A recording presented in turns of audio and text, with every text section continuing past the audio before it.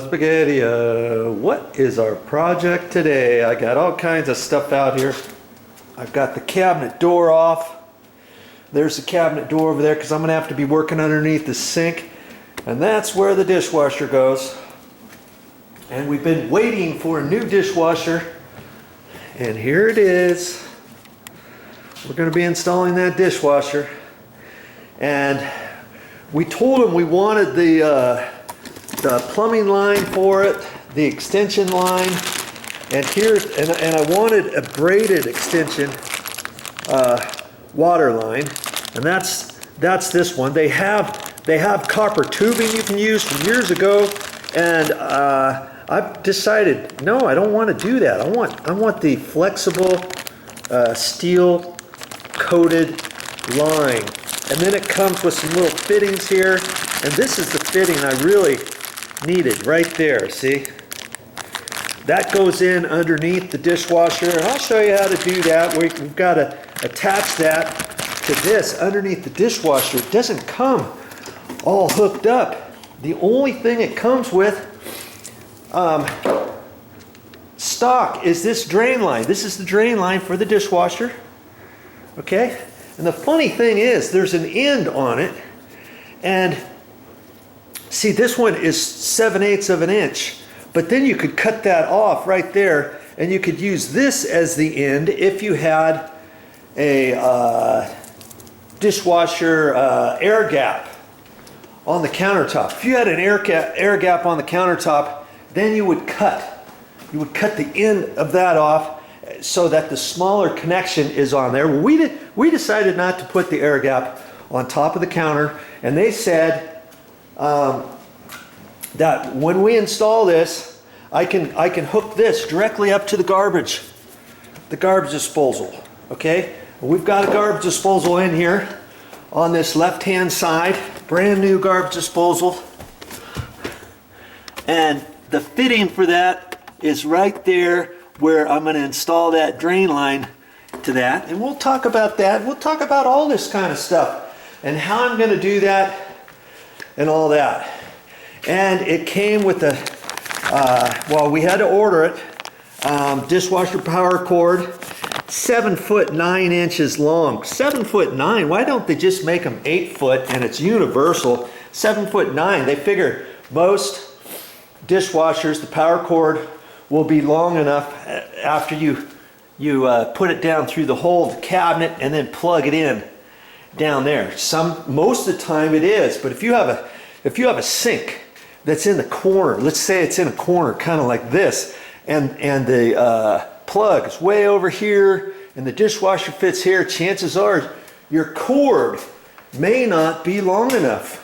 And if your cord is not long enough, then you're going to have to get a longer pigtail. This is what's called a pigtail. We've got to get underneath here and do all that. And you know, I'll go over this stuff step by step. Am I a professional plumber? No, absolutely not. Am I a professional electrician? No, I'm not, but I happen to have been able to install these. And I don't install very many of them, but I know how to do it. And if you want to watch how I do it, stick around. Now when this came out, I asked him, I says, hey, where's the clamp for this? There should be a round clamp. I happen to save them on the old dishwasher that I removed and the old garbage disposal, but he said that clamp should be inside of here. And so I'm going to open this up. I have not opened it up yet. You can see there's still tape on here, keeping the door closed. And I need to get that tape off, and I need to get this front tape off. You don't want to leave this on too long because then it gets sticky on here. And this is a finger-proof. It's called a finger-proof stainless steel. It's not the 100% stainless steel to where you put your finger on it like that and you can see marks. This is designed to be slightly different. And when we got all the appliances just came in, they're all the same with that finger-proof stainless steel.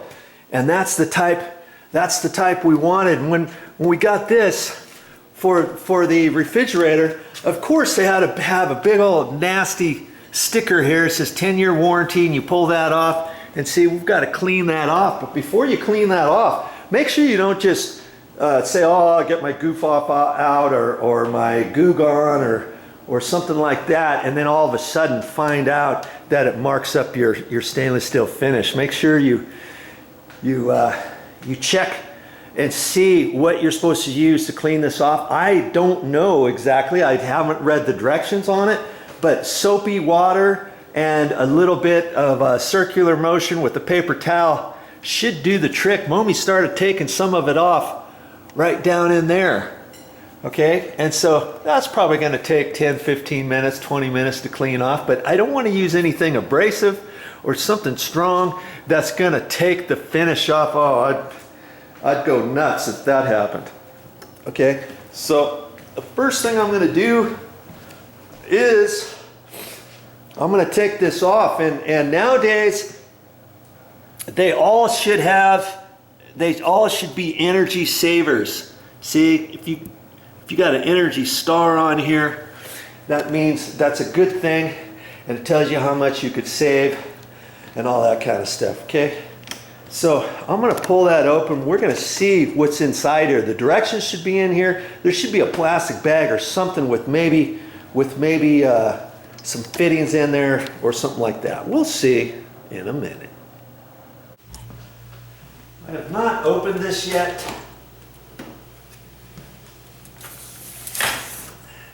You're going to see what I see for the first time.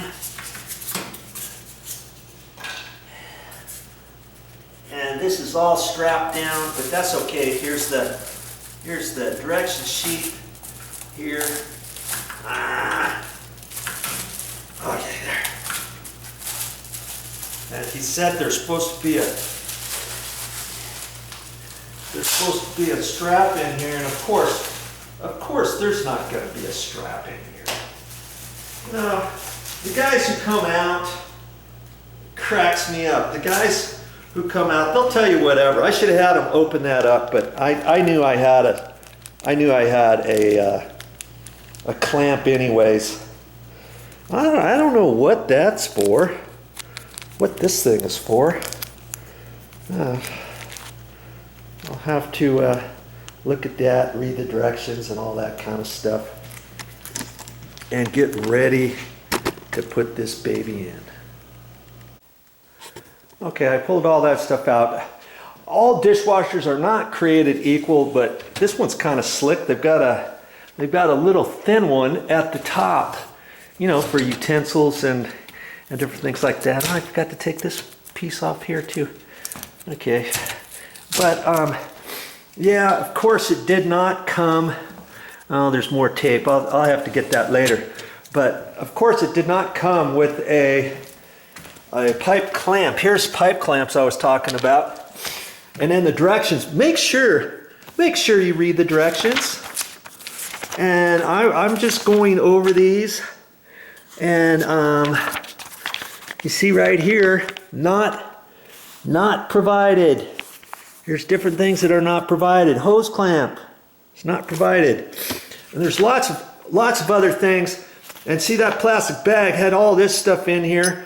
And these are the little mounting clips.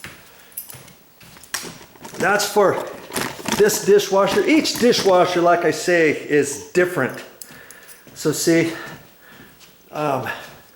this thing here has a little clip on it, and it kind of fits in like that.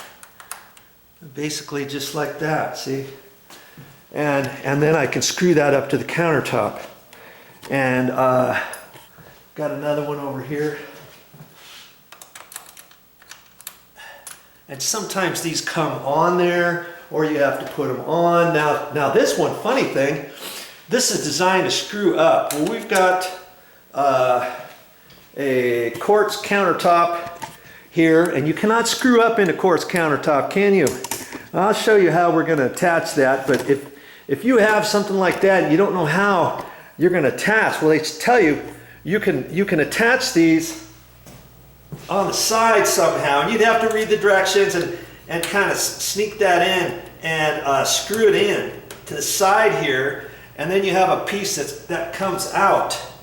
And I don't know, maybe it fits, it might fit over here, you know, something to where it can then screw in to the side of your cabinet, to your face frame. Okay, all areas should have a face frame like this, and then this would stick in there like that, and then you'd screw it into there. But see, we don't have to do that. It came, we had to pay extra for it, but see, there's a little bracket there. See that? And it comes down here, screws in. It came with 2 little screws, and that just goes up into that cavity, and those are the mounting screws that are going to hold this in place. See, and they just set that in there before they installed the countertop, and that cost me 75 bucks. And you know, you can buy this separate piece like this at the hardware store, and all you got to do is screw it in there, pre-drill your holes and screw it in. Now this side, he's got way down too low. Look at the gap right there. See, it should be up flush, kind of like that one. And I don't know if that's going to give me enough room. I may have to move those screws, take the screws out, push it up, pre-drill more, put the screws back in there to get it to fit up in there. I'm not sure yet, but that's how that's going to be mounted. And sometimes you can even put other screws into the side. And on this particular one, there's holes. See, there's 3 holes on there, and it doesn't say, this one is not designed for anything other than you've got to put these caps on there, and they say if you don't put those caps, water could go in there when you have the door closed. When you have the door closed and the dishwasher on, water could come out of there, and it could get in there and come down and start dripping down on your floor. Okay, so I got to snap those in and that kind of thing. And all I'm doing is reading the directions a little bit, getting prepared. And it came with some little mounting screws, and maybe a couple of those were to go up into your counter. If you had a wood piece of trim, some people, I've seen them have a granite countertop and then a piece of plywood that they've screwed underneath here, and then they take short little stubby screws like this and screw that up through this into that plywood. Well, what happens after a while is that plywood starts getting bigger, the screw starts lifting out of there and doesn't stay tight. You may have to, if you have an issue with yours being loose and you just want to reattach it or something, you may have to go down to the store and get some bigger threaded screws with a bigger diameter, and just little short stubby ones, and then put them back up in the same holes, and that could do the trick. Okay, you could even put some liquid nail up there, construction adhesive, before you put the screw in there to keep it all up there tight. Hey, you do what you got to do to get your dishwasher tight, right? I got my inspector here. She's kind of checking things out to see if I'm going to be doing this okay. She's always around, you know, checking on me to make sure I do things right. And they also say, if this sticks out too far, you can cut it back. Now see, there's a little line right there, see? You could take your pliers and just bend this back and forth, or you can take your 10 snips or something and zip that off. For the time being, I'm just gonna leave these long until I slide it in there. Worst case scenario, you know, I slide it back out a little bit, pull the clip out of there, cut it, put it back on, you know? See, just like that. I wish there wasn't as much slop as that, but hey, before you screw it up, you want to pull that tight and then put your screw in, okay, to get everything snug. And then I've got to snap my little caps in. I was reading the directions, and it doesn't say anything. This other than snap these in there, okay? And I guess that's all I gotta do. Let's push them in. And like I say, not all dishwashers are the same, so you're just going to have to look at your directions.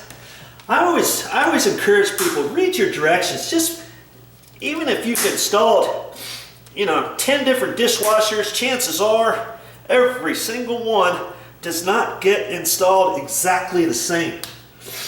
Now, if I wasn't reading the directions, I may have left those out. Said, oh, I don't need those. I've never needed to use something like that before.